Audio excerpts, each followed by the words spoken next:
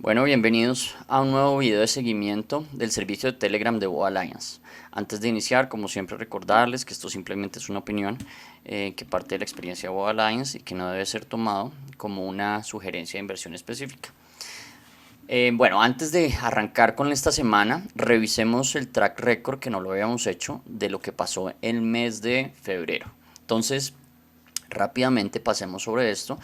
Recuerden que todas las unidades, aquí lo que estamos hablando es de unidades de riesgo. Quiere decir que cuando dice -1 es una vez el stop, cuando dice 1 en el T1 es una vez el tamaño del stop en utilidad en riesgo, y cuando dice T2 es dos veces en utilidad el riesgo que estamos básicamente tomando. Entonces, ¿qué son estos números finales acá? Pues aquí obviamente los números sobre las semanas. Fíjense que hay semanas mucho más activas que otras, pero lo importante, y pasando rápido sobre esto, es que terminamos el mes de febrero. ¿Qué dice acá? Que sacamos 5 veces el riesgo en la primera toma de utilidad o en el T1, o sea, 5 veces el riesgo. Quiere decir que si ustedes hubieran tomado digamos que 1% por operación en cada una de las operaciones, hubieran terminado el mes en el 5%, y si lo hubieran hecho sacado en el T1, y si lo hubieran sacado todo en el T2, en el segundo objetivo, que es dos veces el riesgo, pues básicamente hubieran terminado en el +11. ¿Por qué lo hacemos en temas de riesgo y no en temas de plata? Porque así ustedes pueden hacer los cálculos dependiendo de las cuentas y el tamaño que ustedes estén gestionando. Entonces, para básicamente resumir, terminamos el mes de febrero en el 5% y en el 11% con una vez, digamos que el 1% del riesgo, ¿verdad? Entonces 5 veces el valor del riesgo en el T1 y 11 veces el valor del riesgo en el T2. Listo. La otra cosa importante para los que les gusta ese tipo de estadísticas es que aquí hay 23 operaciones durante el mes ejecutadas, y de las 23 operaciones 9 operaciones salieron negativas. Eso es el 39% de las operaciones salieron negativas. Luego, pues obviamente el 61% positivas. Fíjense que no es muy alto, no estamos hablando del 90% ni mucho menos, pero no necesariamente uno tiene que estar operando a ese nivel de asertividad para estar haciendo dinero.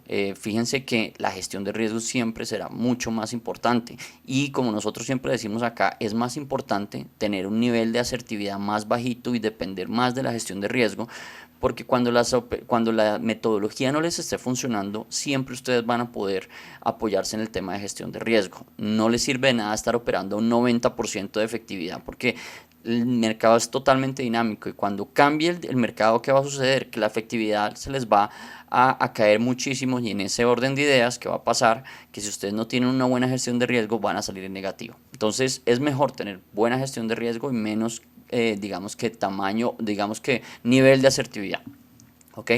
Entonces, bueno, este es el resumen de lo que sucedió en febrero. Seguimos positivos, seguimos bien. Y miremos la semana rápidamente. Bueno, iniciamos obviamente como el track record que les menciono acá, y tuvimos el lunes 28 de febrero una operación en el Dow finalizando el día para cerrar el mes, que es esta que ven acá, básicamente muy sencilla. Entró dentro de la zona, hay un rebote, tomamos la operación, varias veces el riesgo, y cerramos el mes. Listo. Entonces iniciamos marzo. ¿Qué vemos en marzo? Lo primero que vemos es 3 operaciones invalidadas por falta de confirmación de corto plazo el martes 1 de marzo. Y eso es algo bien relevante que Alfonso estaba muy acertadamente recalcando, y aquí lo menciona.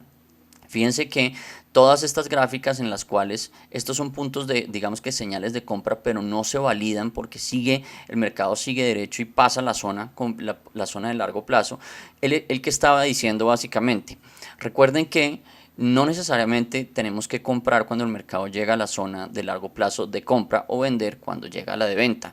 Tenemos que esperar la confirmación de corto plazo para poder hacer esas operaciones. El mercado no siempre nos da esas confirmaciones y nos evita pérdidas innecesarias de esa manera. La confirmación es muy importante, porque no necesariamente porque tengamos un nivel pintado quiere decir que cuando llegue ese nivel tengamos que comprarlo. No hay, a veces llegan en las condiciones, el mercado llega mostrando las condiciones aptas para realizar esas compras y se realizan las compras, o a veces no y sigue derecho básicamente. Entonces no porque el nivel esté pintado ahí tenemos o estamos obligados a operarlo. Entonces la confirmación es muy importante, la confirmación de corto plazo, ¿listo?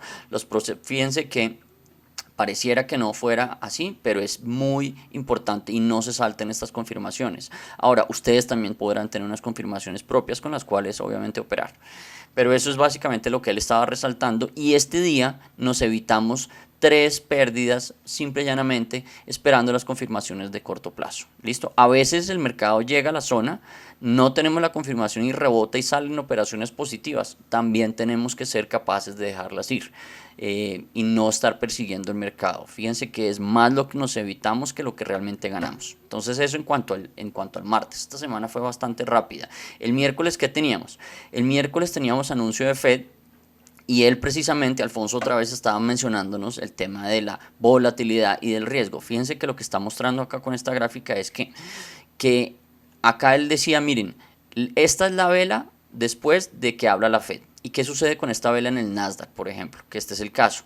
Él está hablando de 134 puntos en esta sola vela, cuando realmente, y eso equivale a $2.680 por contrato, cuando el promedio son 450. Entonces lo que les está diciendo con eso es, miren, en esta sola vela se disparó 4 veces la volatilidad.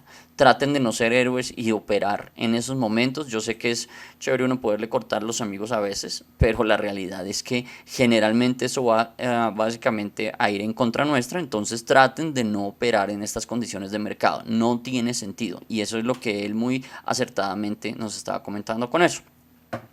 ¿Qué pasó? Sigamos al jueves. Fíjense que el jueves estábamos hablando de lo mismo. Yo lo que les estaba mostrando con esta gráfica es lo siguiente.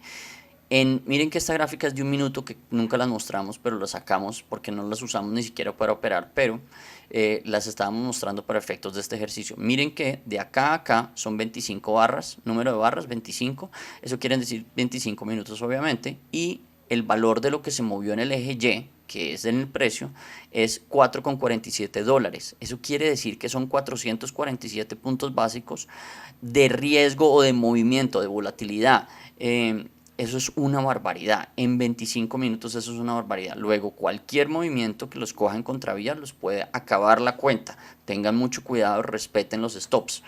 Fíjense que habíamos inclusive puesto esto y a los pocos minutos, fíjense lo que sucedió, una caída peor, inclusive peor, que fueron entre 25 y 41 minutos, pues nada, 16 minutos más, y fíjense lo que pasó, pasa de $4,47 a 6,98, casi $7 en 41 minutos, de 115 a 108, eso es una barbaridad. Entonces tengan cuidado con la volatilidad del petróleo que se está generando, pero no solo en el petróleo, en cualquier otra cosa, dadas las condiciones obviamente de lo que está sucediendo.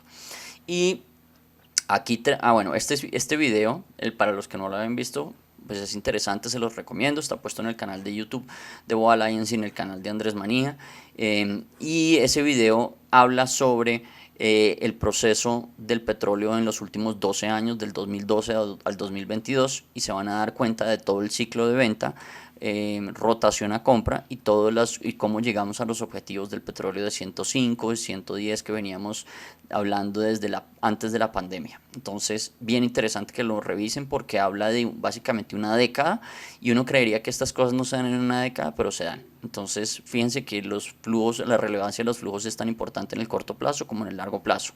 Ahora, y ya para terminar el viernes tenemos 3 operaciones, una del petróleo, en un corto que hicimos acá, que es está aquí, miremoslo acá, perfecto, que es básicamente, entra dentro de la zona, confirma, hacemos la venta, fíjense que estuvimos cerca del stop y sacamos varias veces el riesgo. Miren que cuando hablo varias veces el riesgo es que estamos hablando de $1,79 o 179 básicos. Luego esta operación es inmensa, entonces gestionen el tamaño de sus posiciones de riesgo.